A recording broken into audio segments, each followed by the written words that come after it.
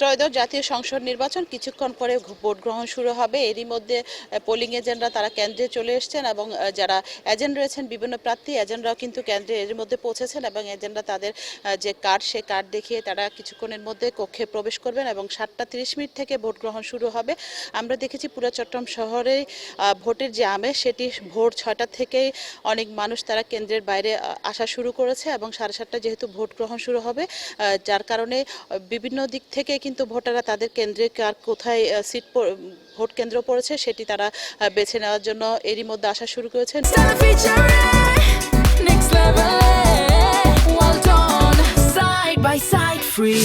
নিশ্চয় আপনারা দেখতে পাচ্ছেন আমরা আছি চট্টগ্রামের আঞ্চলিক লোক প্রশাসন প্রশিক্ষণ কেন্দ্র। এটি 9 নং আসনের একটি কেন্দ্র। এখানে মূলত পুরুষ ভোটারদের একটি ভোট কেন্দ্র এবং এখানে যারা বিভিন্ন এজেন্ট রয়েছেন তারা অপেক্ষা করছেন এবং তাদেরকে কিছুক্ষণের মধ্যে তাদের কক্ষে ঢুকানো হবে এবং সুষ্ঠু এবং সুন্দরভাবে নির্বাচন সম্পন্ন করার জন্য চট্টগ্রামের আইনশৃঙ্খলা বাহিনীর প্রায় 40,000 ফোর্স তারা মাঠে থাকবেন এবং বিভিন্ন জায়গায় কিন্তু চেকপোস্ট গত রাত পর্যন্ত ছিলেন এবং এখন পর্যন্ত সবকিছু মোটামুটি সুষ্ঠু রয়েছেন এবং সুষ্ঠুভাবেই নির্বাচন সম্পন্ন করার জন্য নির্বাচন কমিশনের যে দিক নির্দেশনা সেগুলো কিন্তু এখানে যারা রিটার্নিং কর্মকর্তা রয়েছেন তারা সবকিছুই সম্পন্ন করেছেন।